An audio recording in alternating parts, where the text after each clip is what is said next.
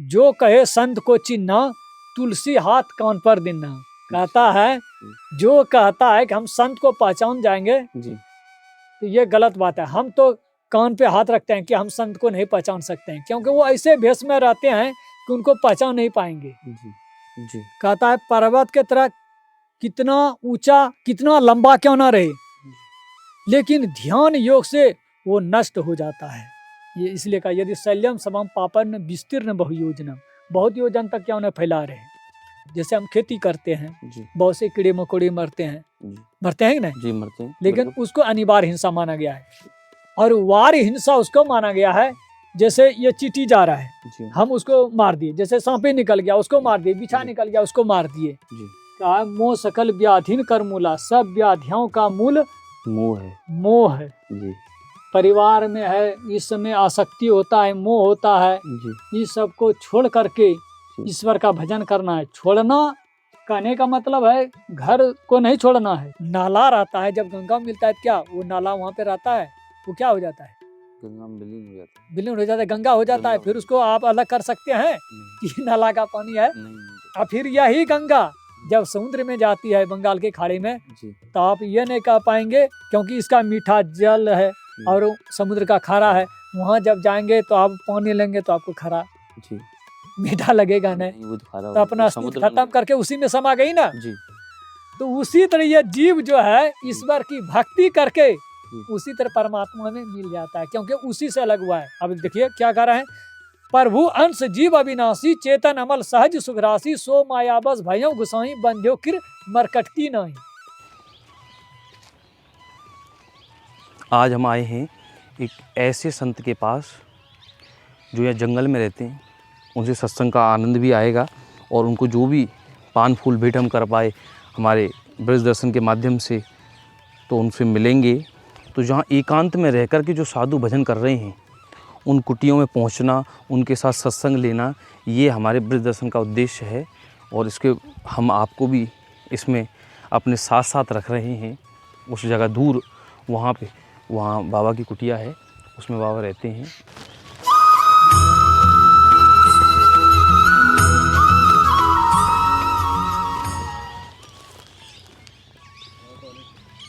राधे राधे भाई, राधे श्याम।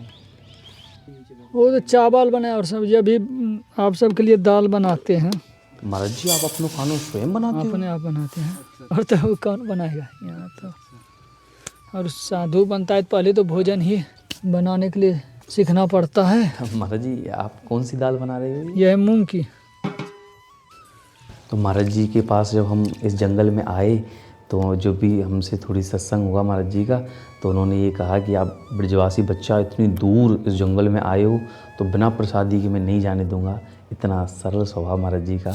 हमारे लिए भोजन प्रसाद भी बना रहे हैं, स्वयं के लिए भी बना रहे हैं, और जितना हो सकेगा हम भी महाराज जी के साथ हाथ बटाएंगे इसमें और प्रसाद पा कर के जाएंगे। आप सभी भक्त श्री का दर्शन करिए, इतने सरल स्वभाव के संत हैं।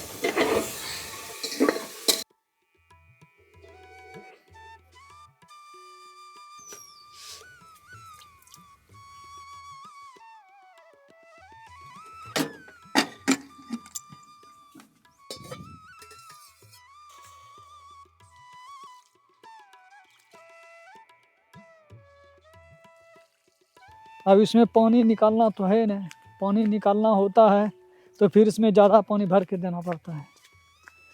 हमारा तो पानी इसी में ये गायब हो जाएगा।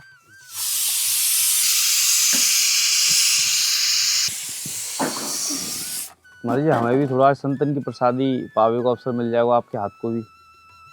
हाँ कैसे हम भी सहायता करें महाराज जी? कुछ बताओ हमारे का कोई। नहीं, आप सबका कोई सहायता, अकेले काफ़ी है। तो भोजन के समय पे आ गए हम। हाँ देखिए, खाने वाला का दाने दाने में लिखा रहता है। जी जी जी। आपका यहाँ था और इतनी दूर से चल के आए। हाँ, तो हमारा भोजन यहाँ आज में लिखा हुआ। दे धरे कर यही फल भाई, भजिए राम सब काम बिहाई। ये शरीर धरने का यही फल है जी। कि संसार में काम क्रोध लोभ मोह अहंकार झूठ चोरी नशा हिंसा बेविचार ये सब और परिवार में है, इस समय आसक्ति होता है, मोह होता है, जी इस सब को छोड़ करके ईश्वर का भजन करना है। छोड़ना कहने का मतलब है घर को नहीं छोड़ना है, छोड़ना है जैसे हम झूठ बोलते हैं उसको छोड़ना है, नशा करते हैं उसको छोड़ना है, जी परिवार में जो आसक्ति है उसको छोड़ना है, परिवार को नहीं छोड़ना है, जी जी लेकिन उसमें जो हमारा आसक्ति है, मोह जो है उसको छोड़ना है। कहा मोह सकल व्याधिन कर मूला, सब व्याधियों का मूल मोह है। मोह है। जी जैसे जड़ नहीं कहते हैं, जैसे वृक्ष जड़ के बिना नहीं रह सकता है, जी तो उसी तरह सब दुखाओं का जड़ मोह है। मोह। इसलिए कहा मोह सकल व्याधिन कर मूला, सब दुखाओं का जड़ मोह है। जी तुम्हारी आसक्ति फिर समाप्त कैसे हो? ये मोह तो हाँ, लगा ही रहे। तो ये ईश्वर के भजन से होता है और सत्संग सुनने से होता है। अच्छा, हाँ, सत्संग सुनना जरूरी है। हाँ, रामायण में ही तुलसीदास जी महाराज ने लिखे हैं, बिनु सत्संग विवेक न होई, राम कृपा बिनु सुलभ न सोई। बिना सत्संग का आपको विवेक बुद्धि होगा ही नहीं। हाँ, सत्संग से मालूम होता है हमको जो शरीर यहाँ प्राप्त किए हैं, संसार में आए, हमको क्या करना है। जी सिर्फ बच्चा पैदा करना, भोजन करना और सोना और भय, ये 3-4 चीज मनुष्य को होता है, और पशु में भी इतना ही होता है। तो वो फिर कहा है शास्त्रों में कि मनुष्य का भी इतना ही कर्म है और पशु का भी इतना कर्म है, तो फिर पशु से मनुष्य श्रेष्ठ कैसे हुआ? तो जो ईश्वर का भजन करते हैं और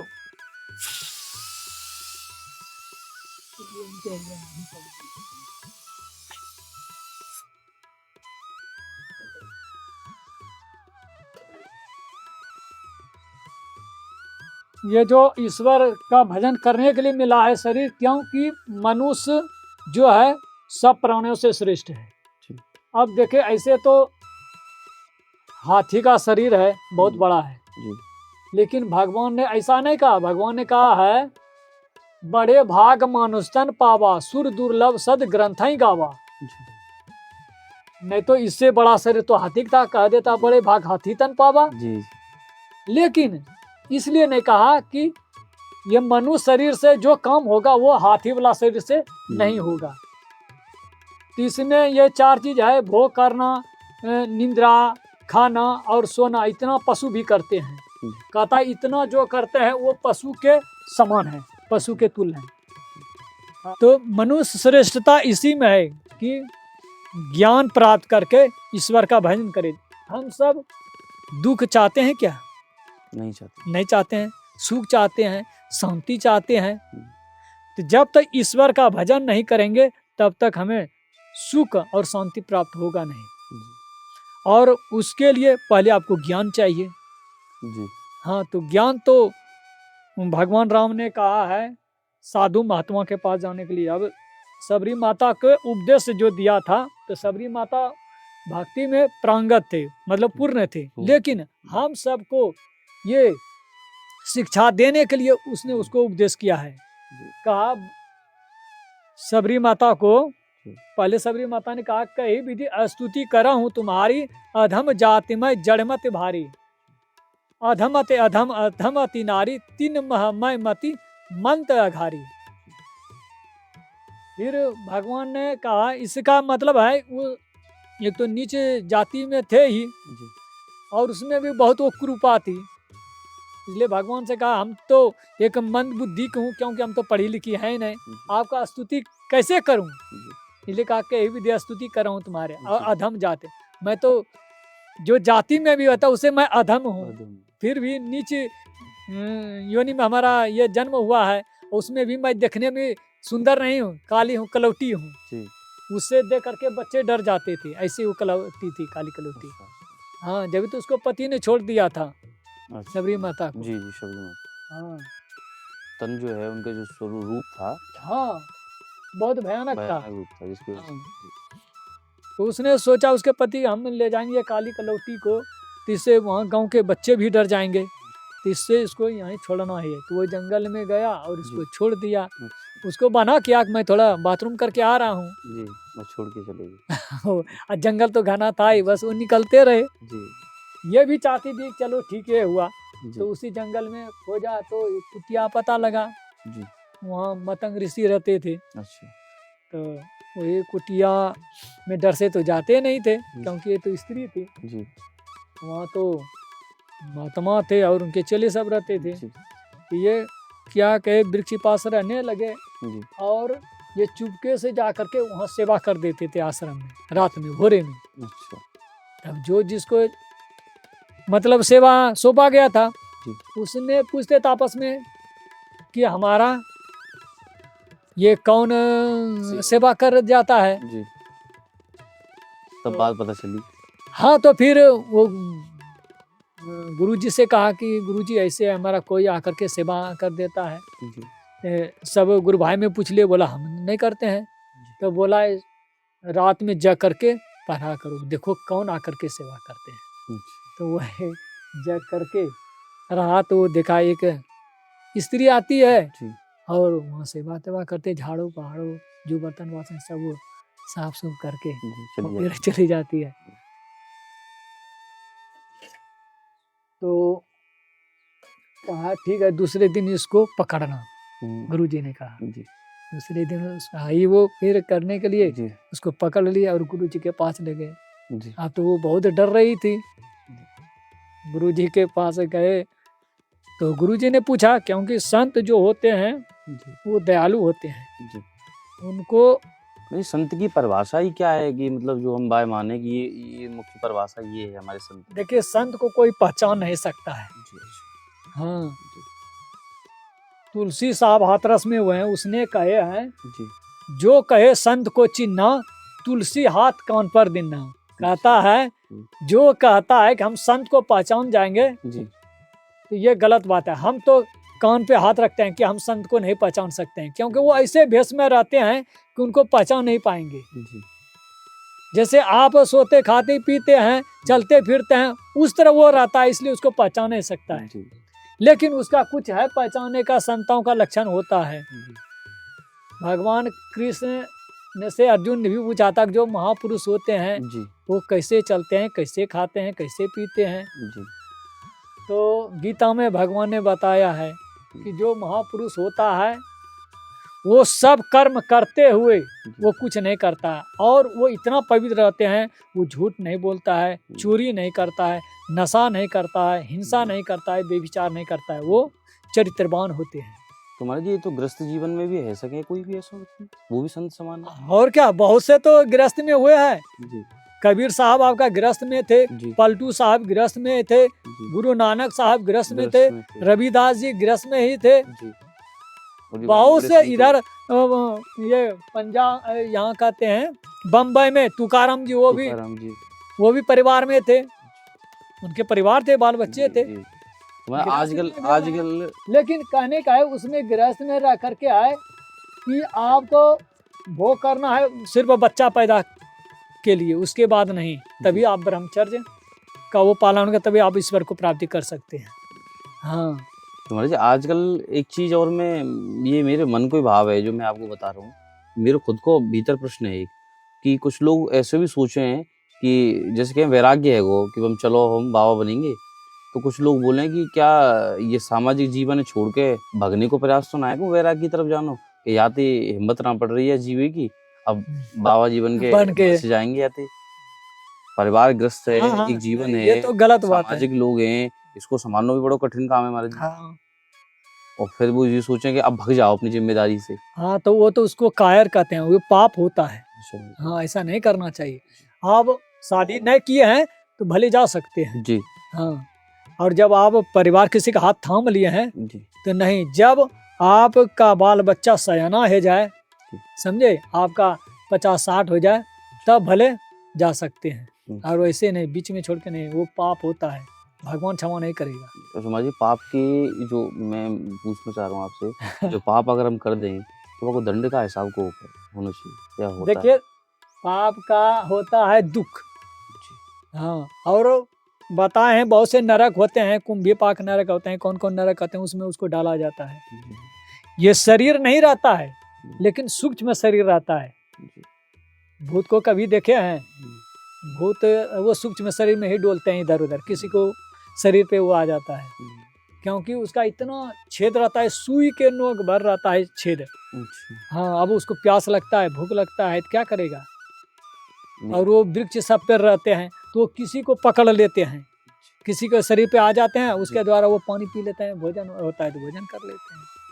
तो ये हमारी दंड भोगने के भी हैं सभी। हाँ, तो वो सूक्ष्म शरीर आता है, तो वो सूक्ष्म शरीर में जीव को वहाँ वो दुख भोगना पड़ता है। अच्छा, यहाँ हाँ, भी भोग ये रहे हो, फिर वहाँ और यहाँ भी भोग, ऐसा नहीं जो जल्दी पाप करता नहीं है ना जी जल्दी पाप करता नहीं, उसको बहुत समय लगता है काटने में। और एक उपाय बताया है, जी ध्यान बिंदु उपनिषद में दिया है कि एक ध्यान योग से ही पाप कर सकता है, और इधर कितनों आप दान पुण्य तीर्थ व्रत कुछ भी कर लो, जी पाप नहीं कटेगा। ध्यान योग से महाराज जी। ध्यान योग से यदि शैल्यम समम पापम विस्तीर्ण बहुयोजनम ध्यान योगे नान्य भेद कदाचन। कहता है शैल मतलब होता है पर्वत, जी कहता है पर्वत के तरह कितना ऊंचा कितना लंबा क्यों ना रहे, लेकिन ध्यान योग से वो नष्ट हो जाता है। ये इसलिए कहा यदि शैल्यम समम पापन विस्तीर्ण बहुयोजनम, बहुत योजन तक क्यों न फैला रहे, लेकिन वो ध्यान योग से, ध्यान बिंदु उपनिषद में लिखा है कि वो ध्यान योग से वो पाप उतना बड़ा ही क्यों ना रहे, वो सब ध्यान योग करते करते वो सब खत्म हो जाता है। कैसे? जैसे बहुत से फूस का एकदम समझो कि बहुत पहाड़ के तरह है, जी और उसमें एक तिल्ली डाल दो जी जला करके, जी। उसको धीरे धीरे सब जला के राख कर देगा। हम्म। उसी तरह ध्यान योग है। अच्छा, तो वो हाँ। पाप को नष्ट कर देता है। हाँ, नहीं तब तो फिर भोगना ही पड़ता है। और महाराज जी भोग दान करके पुण्य, फिर ये दान पुण्य किस में लगाया जाए? ये दान पुण्य से पुण्य होता है, समझे जी ना? जी इससे पुण्य होता है, तो पुण्य का फल आपको अलग मिलेगा और पाप का अलग मिलेगा। ये नहीं कि हम 500 पाप कर लिए और 10 पुण्य कर लिए बराबर हो जाएगा, माइनस प्लस नहीं होता है। आप 10 किए तो 10 का आपका फल वो सुख मिलेगा, जी जी। और 5 पाप किए तो इसको 5 का पाप का दुख आपको भोगना पड़ेगा। हाँ, महाराज जी, मैं क्षमा करिए, मैं बहुत अटपटे से प्रश्न पूछ रहा हूँ। नहीं नहीं, आखिर भाई जिज्ञासा प्रवृत्ति देखो, में आया हूँ मैं। पूछोगे नहीं तो फिर आप जानोगे कैसे? जी जी। जानोगे नहीं फिर करोगे कैसे? देखिए वो तो तो तर्क। महाराज जी, मैं फिर पुण्य, अगर मैं या प्रश्न में करूँ कि मैं पुण्य कैसे कहूँ? मैं क्या सिर्फ भक्ति करके पुण्य कमा सकूँ? देखिए, मंदिर दर्शन करके पुण्य ही, बस वही पुण्य? पुण्य बहुत तरह के होते हैं। जी कहा है तीरथ करे तो एक फल, जी संत मिले फल 4, जय सदगुरु मिले तो अनंत फल, कहत कबीर विचार। जय जय। देख नहीं, जी। तो तीरथ भी करेंगे उससे भी फल होता है। जी। संत आप किसी का सेवा करें उससे भी फल मिलता है, किसी को आप दान दिए उससे भी फल मिलता है, आप व्रत किए उससे भी फल मिलता है।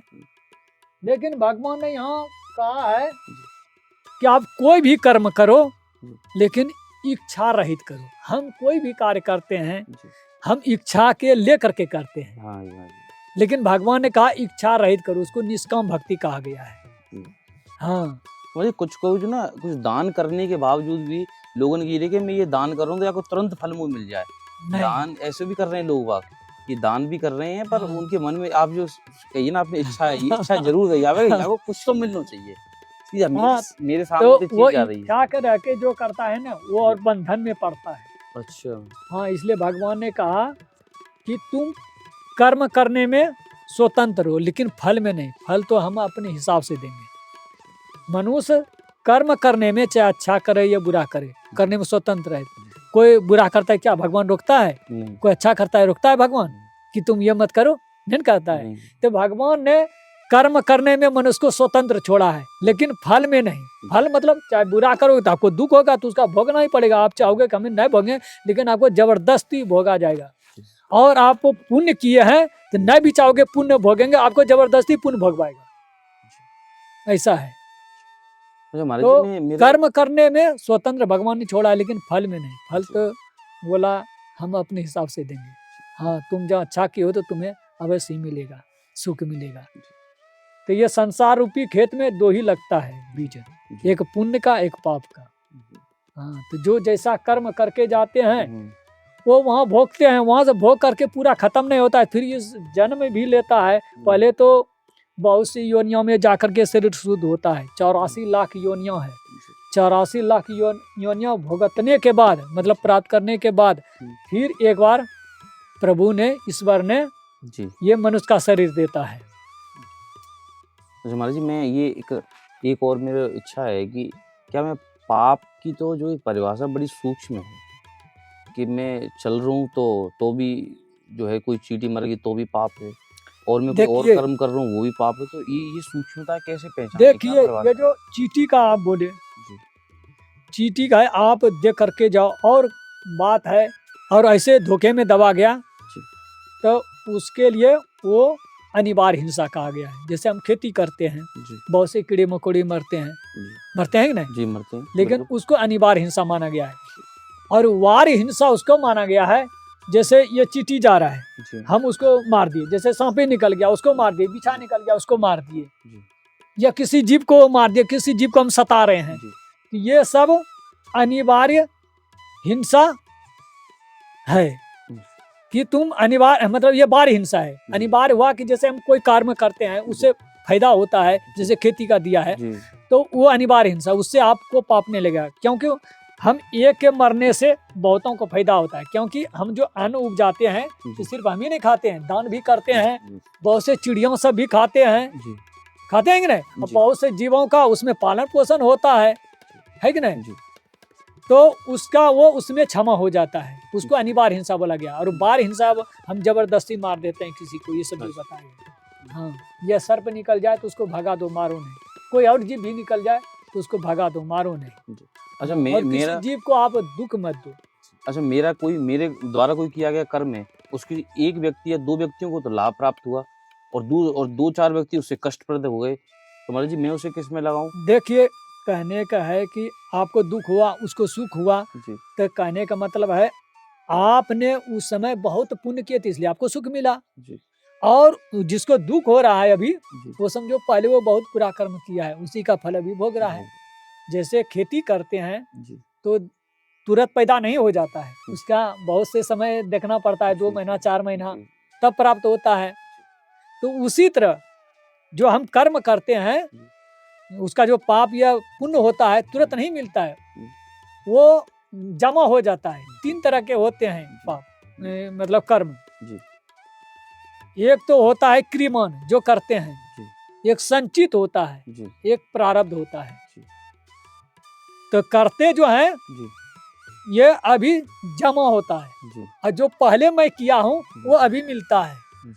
हाँ, तो ये क्रियमान हुआ, संचित हुआ और प्रारब्ध। वही कभी आपको जैसे है कि आप इस जन्म में नहीं किए हैं और आपको दुख आ गया, तो आप कहेंगे भाई हम तो किए नहीं, लेकिन कैसे हो गया? तो ये पहले जन्म में आप किए हैं, उसी का आप प्रारब्ध में जो था वो आपको अभी मिल रहा है। तो अभी जितना लोग सुखी देखते हैं, राजा देखते हैं, और जो अभी गरीबी देखते हैं, दुखी देखते हैं, पीड़ित है, वो सब उसका कर्म का ही फल है। अब ऐसे समझो भगवान राम और माता सीता और लक्ष्मण जब ये वनवास हुए थे और तमसा नदी के किनारे आए, वहाँ पे उसने विश्राम किया, तो रात में लक्ष्मण ने पत्ते के सैया बिछा दिए और बिस्तर, दोनों माता सीता के लिए और भगवान राम के लिए, और दोनों के सोने के लिए देकर कुछ देर दूर में जा करके पहरा देने लगे। तो उससे मित्रता हुआ था गुनिषाद केवट से, तो वो भी आकर के लक्ष्मण के पास बैठ गए। तो लक्ष्मण से कहता है वो केवट ने कि माता कंकई ने अच्छा नहीं किया, कितना दुष्ट वृत्ति के थे, जो कि देखिए ये भगवान राम माता सीता राज के वहाँ गद्दी पे बैठते थे। हाँ, और वहाँ सोने वाले गद्दे पर ही तो सोते थे, और यहाँ पत्ते की सैया पे सोने, कितना कष्ट होता होगा, कोमल शरीर है। अब इसी ये बात जो कहा तो लक्ष्मण ने क्या कहता है, लक्ष्मण ने कह रहे हैं काहुन कर सुख दुख कर दाता, नीच कृत कर्म भोग सुनु भराता। हे भाई, कोई किसी को सुख और दुख नहीं देता, सब अपना कर्म का ही फल भोगता है। तो इसलिए तुम माता कंकई का दोष मत दो, वो माता कंकई का दोष नहीं, वो तो इनका अपना कर्म है, इसलिए वो अपना कर्म ये भोग रहा है। हाँ, वो हमें भोगना ही पड़े, चाहे इसलिए क्या, चाहे भगवान रहे या कोई भी रहे, सबको भोगना पड़ता है कर्म का फल। हाँ, अच्छे कर्म करना बहुत जरूरी है। हाँ, तो जो भले ध्यान करता है तो उससे भले तो फिर नष्ट होता है, नहीं तो फिर वो सबको भोगना पड़ता है कर्म का फल। कर्म के फल से कोई नहीं बच सकता है। जब भी तो दिखाई कि भगवान भी आए तो उसको भी भोगना पड़ा। और फिर क्या, जब बाली को छिप करके बाण मारा था ना, जी, तो जब कृष्ण अवतार में आए जी, वही नारायण, जी, तो वही बेहदा जो था वो बाली था, जी, और उसने फिर वही छिप के उसको मारा था, जो तीर लगा था। इसे भगवान ने लेटे हुए थे, जी, जी, और उसने दूरे से सोचा कि ये पैर लाल था ना भगवान के, जी। सोचे ये कोई जानवर पक्षी है, जी। ऐसे मुंह खोल के वो बैठे हैं, मार दिया। वहां से लग गया भगवान का, आया देखता है ये तो मनुष्य है, हम सोचे कोई ये जानवर है, जानवर, ये तो उससे क्षमा से बोला नहीं। तब उनको याद दिलाया कि तुम त्रेता में बाली थे जी, और मैं तुमको छिप करके मारा था, उसी का बदला दिया, इसलिए तुमसे कोई पाप नहीं हुआ है और तुम्हें कोई कष्ट नहीं होगा। अच्छा महाराज जी, मैं ये तो एक- बदला तुमने लिया। जी, जी। अच्छा, मैं एक और बात मैं ये सुनो महाराज जी, हम जो देखें प्राय कि साधु संत जो हैं हमारे बड़े जगह जगह भ्रमण करें, तो ये भ्रमण क्या ज्ञान की खोज है? नहीं, भ्रमण तो देखिए देखने के लिए होता है, जी, सबका अलग अलग भाव होता है। देखने का बहुतों को होता है, जिसे बड़ा कहते हैं अरे वहाँ ऐसा है, तो उसने सोचता है वहाँ जाएंगे कुछ और मिलेगा, जी, लेकिन वो जब वहाँ जाता है ना, जी, क्योंकि कोई भी कहीं का वो जब बड़ाई कर देता है ना, तो मन में उल्लास हो जाता है जी, कि जा करके देखें वहाँ हो सकता है। जब वहाँ जाता है, जब उसको वह प्राप्त नहीं होता है, तब कहता है अरे ये तो ऐसे ही है, ऐसे बता देता है। बहुत से कहे ना कि वो जाते हैं वहाँ के देखने के लिए कि भाई जैसे भगवान ने यहाँ जी, रासलीला के थे, यहाँ जन्म लेकर के बहुत से गैया चराए, बहुत जगह रासलीला किए, बहुत से यहाँ पे उसने बाल लीला किए, तो बहुत से आते हैं भाई चलो देखते हैं यहाँ। लेकिन वो तो उस समय था, लेकिन अभी ये थोड़े है। हाँ, भले भूमि वही है, लेकिन जो है वो सब तो बदल गया है कि नहीं। भले भूमि वही है, अच्छा महाराज जी, लेकिन जो बताते हैं वो मिलता है तब।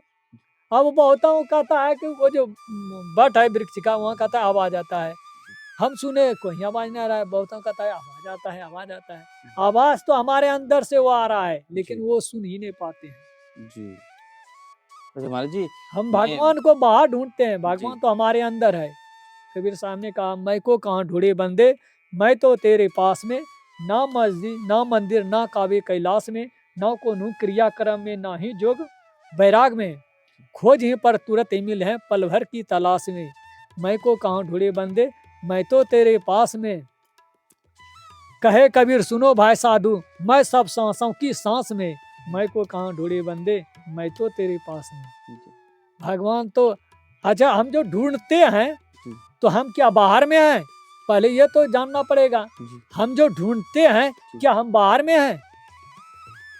हम जो मानते हैं कि ये शरीर, हम शरीर थोड़े हैं, जी, शरीर हैं हम, नहीं ना है। जैसे घर में रहते हैं, ये झोपड़ी में रहते हैं, क्या हम झोपड़ी हैं? नहीं, इसमें रहते हैं। रहते हैं, सही, उसी तरह वो जीवात्मा इसमें रहता है, ये शरीर रूपी घर में, लेकिन वो शरीर नहीं है। तो वो है कहाँ? तो इसी के अंदर में है।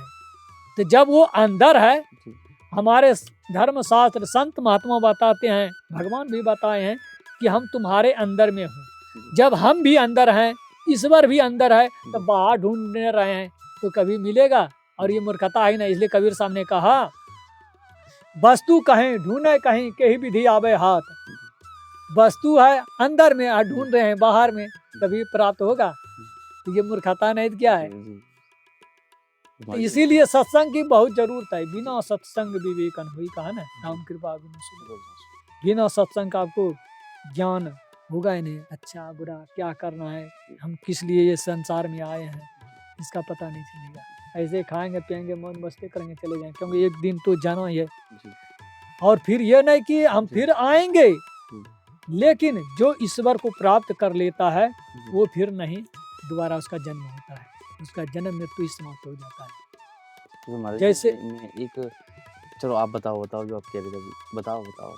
कहने का है ये जो गंगा है, जी पहले तो यहाँ नाला सब जितना है गंगा में मिलता है, जी तो वो जो नाला रहता है जब गंगा में मिलता है तो क्या वो नाला वहाँ पे रहता है, वो क्या हो जाता है, गंगा में विलीन हो जाता है। विलीन हो जाता है, गंगा हो जाता है। गंगा फिर हो उसको आप अलग कर सकते हैं नहीं, कि ये नाला का पानी है। नहीं तो और फिर यही गंगा जब समुद्र में जाती है बंगाल के खाड़ी में, जी तो आप ये नहीं कह पाएंगे क्योंकि इसका मीठा जल है और समुद्र का खारा है।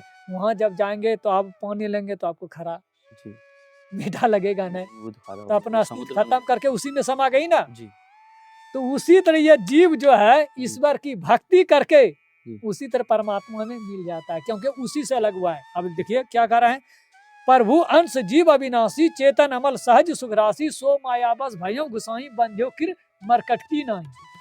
प्रभु का अंश है, हम सब अंश हैं, उससे अलग हुए हैं। जिस तरह ये नाला का पानी समझो गंगा जी से अलग हो गया है, फिर जाकर के गंगा में मिल जाती है, फिर वो गंगा ही हो जाती है, वो नाला नहीं रहता है। उसी तरह ये जीव जब ईश्वर को प्राप्त कर लेगा तो ये फिर जीव नहीं रहेगा, ये शिव हो जाएगा। तो ये है ज्ञान, ये सत्संग आप करेंगे और वैसे महापुरुषों से आप युक्ति जान करके भजन करेंगे तब, क्योंकि कहने का मतलब है आपको जाना है। तो जाना कहाँ है पहले तो पता करना होगा ना कि वहाँ जाना है, तब तो उस जगह पे आप जा सकते हैं। तो उसी तरह ईश्वर को प्राप्त करना है तो उसके लिए तो जानना पड़ेगा ना पहले, है कि नहीं। तो इसीलिए गुरु बनाना पड़ता है। जब भी हमारे तुलसीदास जी महाराज ने कहा है गुरु भव निधि तराइन कोई ज्यों ब्रंची शंकर सम हुई। ब्रंची कहता है ब्रह्मा जी को, शिव जी तो जानते हैं। तो कहता है कोई ब्रह्मा जी के समान क्यों ना हो जाए और शिव जी के समान, लेकिन ये संसार रूपी सागर को बिना गुरु के वो पार नहीं कर सकता है। इसलिए गुरु संसार में बनाना जरूरी है परमात्मा को प्राप्त करने के लिए। और देखिए आध्यात्मिक में तो गुरु चाहिए, लेकिन जब हम भौतिक कार्य करते हैं उसके लिए भी गुरु होता है। जो पढ़ते हैं या कोई हमको सिखाता है कोई, तो गुरु ही तो होता है कि नहीं। हाँ। तो जब संसार के काम के लिए गुरु, तो ईश्वर प्राप्ति के लिए क्या गुरु नहीं चाहिए। जिसलिए भगवान है, भगवान भी गुरु बनाए, राम भी आए उसने भी गुरु बनाए, और ये कृष्ण आए उसने भी गुरु बनाए, क्योंकि गुरु के बिना ज्ञान नहीं होगा। तो इसलिए जीवन में गुरु अवश्य, हाँ, लेकिन गुरु होना चाहिए, नहीं कि गुरु होना चाहिए। अच्छा, जैसे कहने का मतलब है कि हम तैरने के लिए नहीं जानते हैं और हाथ पकड़ लिए और नदी में घुस गए, क्या होगा, हम भी डूबेंगे, आपको भी क्या डूबेंगे। तो गुरु कहता है वैसा होना चाहिए, जो कि वो अपने पार मतलब तैराक है, मतलब संसार भी सागर को पार कर गए हैं, तभी तो आपको भी पार करेगा, नहीं तो दोनों डूब जाएंगे। और क्या। तो इसलिए कहता है गुरु उसी को कहा जाता है, नहीं तो ऐसे बाकी जो है वो उसको गुरु कहा गया है। हाँ, गुरु वही है। इसलिए हमारे तुलसीदास जी महाराज ने उस गुरु का वंदना किया, वंदाओ गुरुपद कंज कृपा सिंधु नर रूप हरि महामोतम पुंज जासो बचन रवि करनी कर। हे गुरुदेव, आप नर रूप में, मनुष्य रूप में हरि हैं, परमात्मा है। आप का कृपा कैसा है, समुद्र के तरह, कृपा सिंधु नर रूप हरि। और आपका वचन कैसा है, रवि, रवि मतलब सूर्य होता है, जैसे सूर्य के आने से रात्रि सकता है क्या, समाप्त हो जाती है। उसी तरह हमारे अंदर जो वो ज्ञानता है, वो रूपी रात्रि है। ये जन्मों जन्मांतरों से जो मैं गलत सलत काम किया हूँ, वो अंधकार का पर्दा लग गया है ये जीव के अंदर। तो वो गुरु के वचन से, वैसे गुरु जो परमात्मा तुल्य है, उनके वचन लिखा महामोतम पुंज जासो वचन रवि करनी कर। आपका वचन ये सूर्य की किरण की तरह है, जैसे सूर्य आते हैं तो अंधकार छड़ जाता है, रह नहीं सकता, उसी तरह आपका जो वचन है, हमारे मोह रूपी जो अंधकार है वो दूर हो जाता है। इसलिए गुरुदेव मैं आपका वंदना करता हूँ।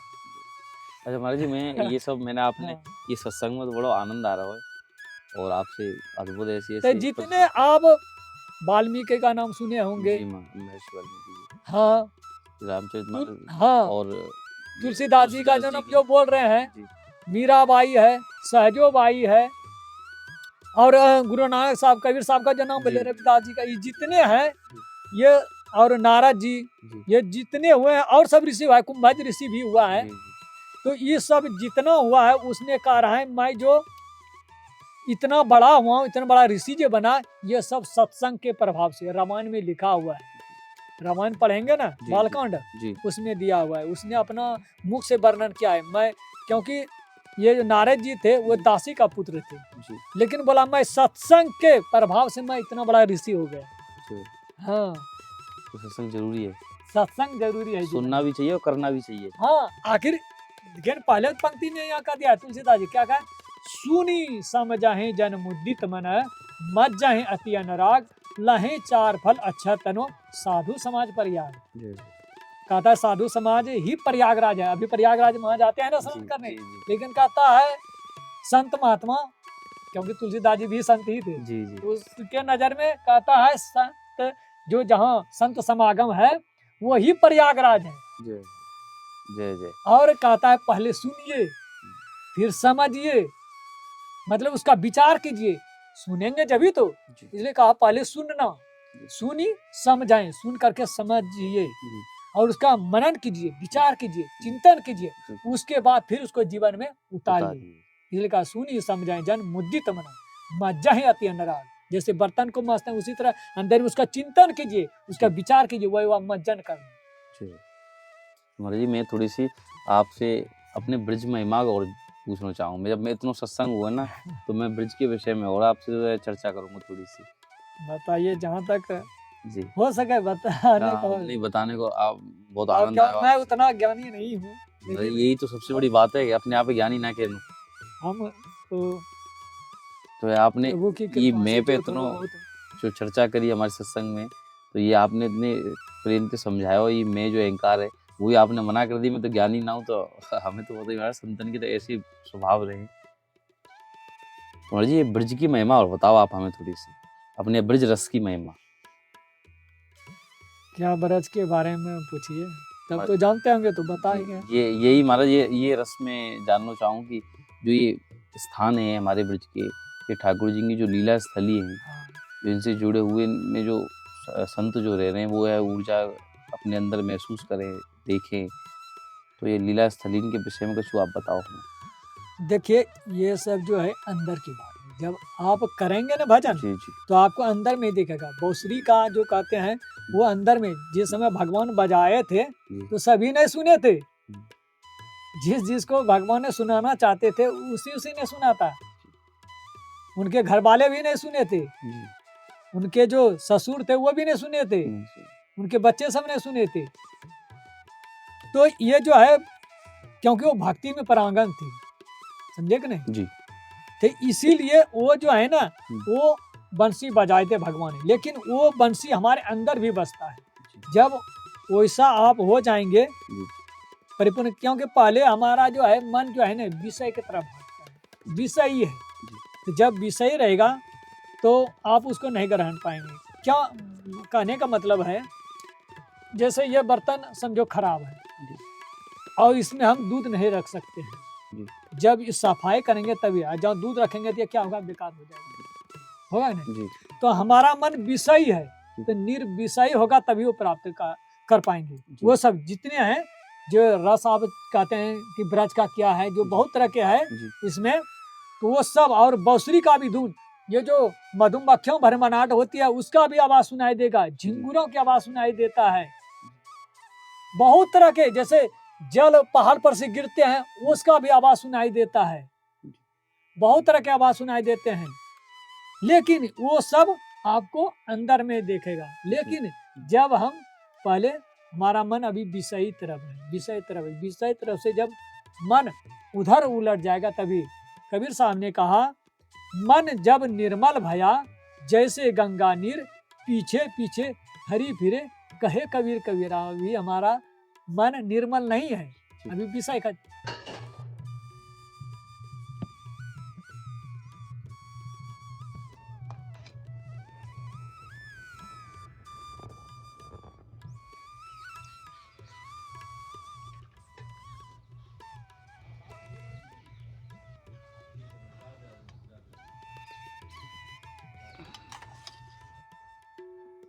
कि ब्रह्मा जी और सब देवता गए शिव जी के पास और उनसे बताया कि देखो हमें राक्षस सब ने बहुत परेशान करता है, कोई हमें युक्ति बताए। तो बोला कि कहीं भी रहो आपको नहीं दर्शन होगा, ये जो कहता है कि मंदिर में है और कहीं नहीं होगा दर्शन, आप जहाँ चाहेंगे वहीं हो जाएगा। हाँ, लेकिन प्रेम चाहिए, प्रेम के बिना तो आपको कुछ नहीं होगा। महाराज जी इतना सरल जीवन यहाँ जंगल में रह कर के जी रहे हैं। इस छोटी सी कुटिया में आपको यहाँ सुविधाओं का कोई प्रपंच नहीं मिलेगा। एकांत में रह कर के यहाँ पे आनंद की प्राप्ति कर रहे हैं और यहाँ पे साधारण से स्थान पर रह कर के ये असाधारण तत्व को प्राप्त कर रहे हैं। यही हमारे ब्रज के दिव्य संतों के दर्शन आपको हम करा रहे हैं और ये दर्शन आप करिए। और अब हम महाराज जी को अपनी भोजन सामग्री जो हम सभी संतों को अपने भक्तों की तरफ से हर महीने देते हैं वो प्रदान करते हैं।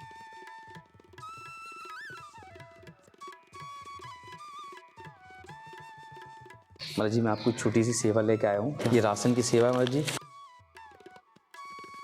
प्रश्न ये है महाराज जी कि जो अर्जुन को भगवान ने जो ज्ञान दिया है गीता में, वो हर मनुष्य को दिया हो कि वो सिर्फ अर्जुन को दिया? नहीं, अरे सभी के लिए। बहुत लोग में एक तर्क मेरे को ये मिले, वो कह रहे कि वो तो युद्ध की स्थिति में है, वो ज्ञान तो वाकई का है। देखिए क्या था, उनको मोह हो गया था जी। तो मोह को दूर करना था ना, तो मोह को दूर नहीं करते थे ज्ञान कैसे थे। अब देखिए आप ये करें, वो जो जिस समय उसको ये गीता ज्ञान सुना रहे थे भगवान कृष्ण ने, तो वो कहा कि ये ज्ञान मैं पहले सूर्य को दिए थे। तो अर्जुन ने प्रश्न किया तुम तो अभी हो और तुम सूर्य तो बहुत पहले का है, कैसे तुमने दिया? तो भगवान ने कहा तुमने जानते नहीं हो, हमारा और तुम्हारा कितना जन्म हो गया, लेकिन हमको याद है, तुमको याद नहीं है। तो पहले मैं जो सूर्य को ज्ञान दिए थे, विश्वान है उनका पुत्र, उनको दिया था, उससे फिर राजा को दिए, राजा से चलते चलते फिर जब वो लुप्त हो गया, मतलब कहने का है लोप हो गया, तो बोला वही जो लोप हो गया ये योग, वही मैं ज्ञान तुमको दे रहा हूँ फिर से, मतलब वो प्रचार करने के लिए। हाँ, तो ऐसा था। अच्छा। जब नहीं कहें, जब वही धर्म की हानि बाढ़ असुर अभिमानी, तो जब असुर सबका अधिक वृद्धि हो जाता है और धर्म का हानि हो जाता है तब भगवान प्रकट होते हैं। तो जो ज्ञान लुप्त होता है वो ज्ञान वो फिर से वो प्रकट करते हैं। ये अर्जुन के द्वारा ये ज्ञान को प्रकट किया जो लुप्त हो गया था। इसलिए ये योग को राजयोग भी कहते हैं, क्योंकि राजा भी पहले करते थे। जी अच्छा। हाँ, तो महाराज जी ये वो माध्यम अर्जुन माध्यम बन गया और ज्ञान हम सब मिल गया और क्या है। देखिए महापुरुष जो होते हैं ना, तो किसी को माध्यम बनाते हैं जी। माध्यम जैसे हम कैसे कहें आपको कि आप सबके द्वारा मतलब आता है, लेकिन देते हैं ईश्वर ने, लेकिन आप सबको माध्यम बनाते हैं। जैसे वो सब क्यों लाए, भगवान तो निर्गुण है, निराकार है, लेकिन वो देगा कैसे? तो वो माध्यम किसी को बनाता है, वो अपने भक्त के द्वारा या जो प्रेमी है उनके द्वारा। हाँ, तो उसको अर्जुन को तो माध्यम बनाया ना, हम सबको मिल गया हो गया। हाँ, और अर्जुन उस समय मोहित हो गया था, ये हमारे दादा हैं, ये हमारे साले हैं, ये संगी संबंधी हमारे चचेरे भाई हैं, हम युद्ध नहीं करेंगे। तो वाला ये तुम्हारा तो कर्म है, क्षत्रिय का तो धर्म होता है युद्ध करना। जहाँ तुम, भगवान ने यह भी कह दिया, जहाँ तुम मरोगे तो तुम स्वर्ग को प्राप्त करोगे, और जहाँ जीत जाओगे तो छत्रपति एक छत्रपति हो जाओगे, मतलब पूरे मतलब देश का। ठीक है महाराज, बहुत आनंद आया आपके साथ, बहुत आनंद। हमारी आपकी कोई इच्छा मैं कुछ लेके आऊँगा अगली बार आऊँ, जैसे मैं आता रहूँ तो कोई बात को जैसे मन को बता दो क्या, तो वही एक मिल्टन यही बुला लेना, क्या हमारे पास भी नहीं है। अच्छा ठीक है, ठीक है, ठंडी में। हाँ मैं ले आऊँगा, मैं एक और ले आऊँगा यही, और ठीक है मिल्टन ले आऊँगा। ठीक, राधे राधे। आज का सत्संग यदि आपको अच्छा लगा हो, आपके मन को भाया हो ये, तो आप हमारे चैनल को लाइक करिए और सब्सक्राइब करिए हमारे चैनल को, इस चीज़ को शेयर करिए कि ब्रज दर्शन की इस संत सत्संग की इस यात्रा में आप सभी भागीदारी बने और हमारे चैनल को ऐसे ही प्यार देते रहें और सब्सक्राइब करें। राधे राधे।